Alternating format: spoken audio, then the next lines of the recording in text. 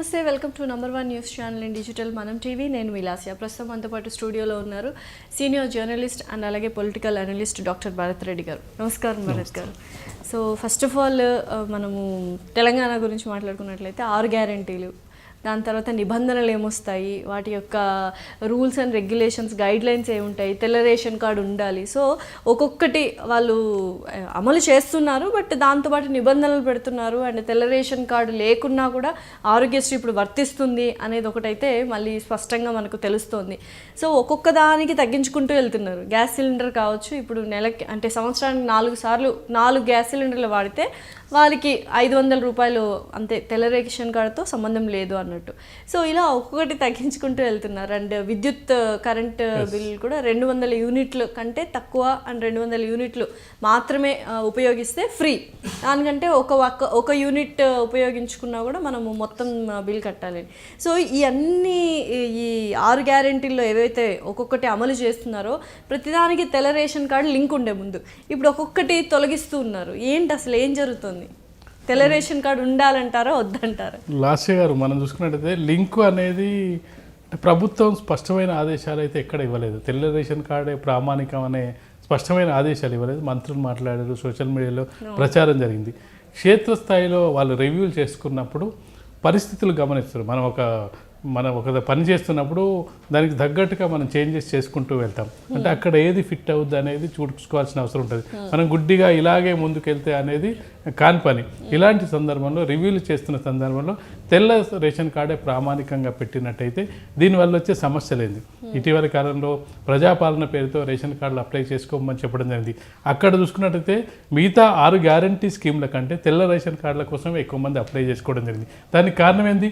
వీటన్నిటికీ తెల్ల రేషన్ కార్డే ప్రామాణిక ఉంటుందనే ఉద్దేశంతో చేసుకోవడం జరిగింది. అసలు తెల్ల రేషన్ కార్డు ఉద్దేశం ఏందనేది మనం ముఖ్యంగా గమనించాల్సిన అవసరం.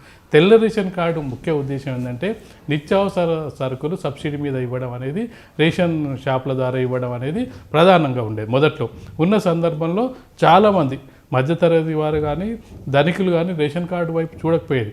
White ration card, pink ration card అని ఎన్టీ రామారావు టైంలో 2 రూపాయల కిలో బియ్యం పథకం పేదవాళ్ళు మాత్రమే తీసుకునే వాళ్ళు, మధ్యతరగతి పై వర్గాల వారు దాని గురించి పెద్ద పట్టించుకున్న సందర్భాలు కూడా చాలా తక్కువ. అయితే రేషన్ కార్డుకు అనేది ఎప్పుడు ప్రాధాన్యత వచ్చింది అనేది మనం చాలాసార్లు చెప్పుకున్నప్పటికీ ఇక్కడ ఒకసారి ఏంటంటే మనం దాన్ని ప్రస్తావించిన అవసరం ఉంది. ఎప్పుడైతే రాజశేఖర రెడ్డి ప్రమాణ స్వీకారం చేసి ముఖ్యమంత్రిగా రావడం జరిగిందో ఆరోగ్యశ్రీకి లింక్ పెట్టడం జరిగింది. వైట్ రేషన్ కార్డు ఉన్న వాళ్ళకు ఆరోగ్యశ్రీ వర్తిస్తుంది. కార్పొరేట్ ఆసుపత్రిలో కూడా ఉచిత వైద్యం చేసుకునే అవకాశం ఉంటుంది. దాంతోపాటుగా ఏదైతే పేద వర్గాలకు సంబంధించిన పిల్లలు ఎస్సీ, ఎస్టీ, బీసీలతో పాటు ఓసీలో ఉండే పిల్లలు కూడా అంటే కార్పొరేట్ చదువులు అన్నట్టే ఇంజనీరింగ్ కానీ మెడిసిన్ కానీ అన్నిటికీ ఎంబీఏ వీటకు ఫీజు రియంబర్స్మెంట్ వస్తుందనే స్కీమ్ రావడం జరిగింది. ఒకటి హెల్త్, 2 ఎడ్యుకేషన్కి సంబంధించి. పేదవాళ్ళు కానీ మధ్యతరగతి వాళ్ళు కానీ ఎక్కువగా ఖర్చు పెట్టేది కానీ ఎక్కువగా నష్టపోయేది, ఎక్కువ ఇబ్బంది పడేది ఒకటి హెల్త్, 2 ఎడ్యుకేషన్. ఈ 2 అంశాలకు సంబంధించి రాజశేఖర రెడ్డి తీసుకున్న నిర్ణయం వల్ల అక్కడ వైట్ రేషన్ కార్డు అనే దానికి ప్రాధాన్యత పెరిగింది. అక్కడ క్రేజ్ కూడా పెరిగింది. వైట్ రేషన్ కార్డు మాకు కూడా ఉండాలని గ్రామాల్లో ఉన్న పెద్ద రైతైనా చిన్న రైతైనా ఎవరైనా సరే మాకు ఒక వైట్ రేషన్ కార్డు ఉండాలనేది అంతవరకు వైట్ రేషన్ కార్డు పట్టించుకొని వర్గాలు కూడా వైట్ రేషన్ కార్డు తీసుకోవడం జరిగింది. పిల్లల చదువులకను, పెద్ద చదువులు, ఇంజనీరింగ్, చాలామంది ఆ సమయంలో ఇంజనీరింగ్ చేసిన సందర్భాలు మనం చూడడం జరిగింది. అలాగే ఎంబీఏ కానీ ఎంసీఏ కానీ ఫ్రీ రియంబర్స్మెంట్తో చేయడం జరిగింది. హెల్త్ విషయానికి వస్తే పెద్ద పెద్ద కార్పొరేట్ ఆసుపత్రుల్లో వైద్యం చేసుకోవడం జరిగింది. అక్కడి నుంచి రేషన్ కార్డుల సంఖ్య కూడా పెరుగుతూ వచ్చింది. పెరుగుతూ వచ్చిన సందర్భంలో గత 9 ఏళ్ల నుంచి రేషన్ కార్డు బీఆర్ఎస్ ప్రభుత్వం ఇవ్వలేదు, పెద్ద ఎవరు పట్టించుకోలేదు. వాళ్ళు దేనికి కూడా పెద్ద నిబంధనలు పెట్టలేదు. వైట్ రేషన్ కార్డు ఉంటేనే మీకు ఈ స్కీమ్లు వర్తిస్తాయని చెప్పి పెట్టలేదు. ఏదో కళ్యాణ లక్ష్మి లాంటి కొన్నిటికునేది తప్పిస్తే మిగతా రైతు బంధు కానీ వీటికి కూడా వైట్ రేషన్ కార్డు నిబంధనలు లేదు. రేషన్ కార్డు ఉంటే బెటర్ అంటారా, ఉండకపోతే బెటర్ అంటారా? దానివల్ల ఉపయోగాలు ఏమిటి అంటే, తెల్ల రేషన్ కార్డుకి సంబంధించి మనం చూసుకుంటే ప్రతిదానికి ఒకటే ప్రయోగం పనికిరాదు. వైట్ రేషన్ కార్డు ఉండాలి, దేనికి ఉండాలి అనేది ఒక క్లారిటీ ఉండాలి. దేనికి అవసరం, ప్రతిదానికి ఏమంటారు, ప్రతిదానికి ఒకే మందు పనికిరాదు అంటారు కదా. పెళ్ళికి చావుకు ఒకే మంత్రం పనికిరాదు అన్నట్టు ప్రతిదానికి తెల్ల రేషన్ కార్డు ఉండాలి. అది ఎవరికి ఉండాలి? పేద వర్గాల వాళ్ళకు, దిగువ మధ్య తరగతి వాళ్ళకు, లేదంటే బిలో పావర్టీ లైన్ వాళ్ళకు ఉండాలి. వాళ్ళకి ఎందుకంటే రూపాయి కిలో బియ్యం కేంద్ర ప్రభుత్వం ఇచ్చే ఫ్రీ పథకాలు ఇట్లాంటివి చాలా వస్తుంటాయి, వాళ్ళకు ఉండాలి. ఆ నిబంధన తీసుకొచ్చి ప్రతిదానికి రుద్దినట్టయితే ఏమైందంటే ఈ విధంగానే చాలామంది అప్లై చేసుకొని చాలా అంటే క్షేత్రస్థాయిలో దేనికి అవసరం లేదని ప్రభుత్వం గమనించాల్సిన అవసరం ఉంది. ఆ గమనించాల్సిన మార్గంలోనే మనం చూసుకున్నట్లయితే దాని మీద సమీక్ష జరుపుతున్న సందర్భంలో తెల్ల రేషన్ కార్డు పెట్టడం వల్ల వచ్చే ఇబ్బందులు ఏంటి, పెట్టకపోవడం వల్ల ఇబ్బందులు ఏంటి అనేది ప్రభుత్వం గమనిస్తున్నట్టుగా కనిపిస్తుంది. మీరైతే చెప్పినట్టుగా ఏదైతే ఫ్రీ కరెంట్ కానీ 200 యూనిట్లకు సంబంధించి ఫ్రీ కరెంటు, అలాగే గ్యాస్ సిలిండర్కి సంబంధించి ఒక మంచి నిబంధనగా చెప్పొచ్చు. ఎందుకంటే 4 సిలిండర్ వాడుతున్న వాళ్ళకు ఇది ఇస్తున్నామంటే ఇంకా వేరే రికార్డ్ అక్కర్లేదు. గ్యాస్ వాళ్ళ దగ్గర ఈ ఇయర్లో వీళ్ళు ఎన్ని తీసుకున్నారు సిలిండర్ అంటే వాళ్ళకి ఈజీగా ఫైండ్ అవుట్ అయిపోయి, ఒకవేళ 5వ సిలిండర్ తీసుకుంటే వాళ్ళకి వర్తించదు. మీరు చెప్పినట్టు 200కు ఒక్క యూనిట్ ఎక్కువ కాలన వాళ్ళకి వర్తించారు. దానికి వైట్ రేషన్ కార్డుతో పెద్ద సంబంధం లేదు. అలాంటి సందర్భంలో దానికి కొంత ప్రామాణికం తగ్గుద్ది, దానికి కొంత కాంపిటీషన్ తగ్గుతుంది. అలాగే మిగతా కూడా క్షేత్రస్థాయిలో ఏ విధమైన పరిస్థితులు ఉన్నాయి, వైట్ రేషన్ కార్డు ఉండాల్సిందే. ఆ వైట్ రేషన్ కార్డు ద్వారా బిలో పావర్టీ లైన్ వాళ్ళకు కేంద్ర ప్రభుత్వం ఇచ్చే పథకాలు, కేంద్ర ప్రభుత్వం ఇప్పటికి కూడా కరోనా నుంచి 5 కిలోల ఉచిత బియ్యం ఇస్తుంది. ఇప్పటికి కూడా ఇస్తుంది. ఎలక్షన్స్ వరకు కంటిన్యూ చేస్తుంది. గోదాములో చాలా బియ్యం ఉన్నాయి, దాన్ని కంటిన్యూ చేసే అవకాశం ఉంటుంది. ఆ వర్గాలకు అందాల్సిందే కేంద్ర ప్రభుత్వం.